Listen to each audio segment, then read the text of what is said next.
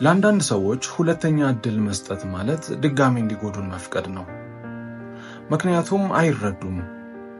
ያደረግንላቸውን ይቅርታ እንኳን የመቀበል ፍላጎታቸው እንኳን ዝቅተኛ ነው። ይቅርታ ሲደረግላቸው ከእናንተ ጥፋት እንጂ እነሱ አጥፍተው እንደሆነ እንኳን ማወቅ አይፈልጉም።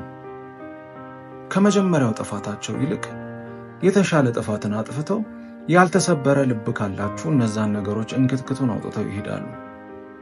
ስለዚህ ለማን ይቅርታ እንደምንጠይቅ ማወቅ መቻል አለብን። ይሄ ማለት ግን ይቅርታ አድርጎ መቀጠልን ነው እንጂ ይቅርታ ማድረግን አይደለም። ይቅር የተባለ ሰው ብዙ ይቅር ይላል። ስለዚህ ይቅርታ አድርጎ ግን ይቅርታ አድርጋችሁ ድጋሚ የምትኖሩትን ድጋሚ አብራችሁ የምትሆኑትን ሰው ማወቅ መቻል አለባችሁ። በህይወታችን በዚህ ምክንያት ብዙ ዋጋ የከፈልን ሰዎች ስላለን ይሄንን አትርሱ።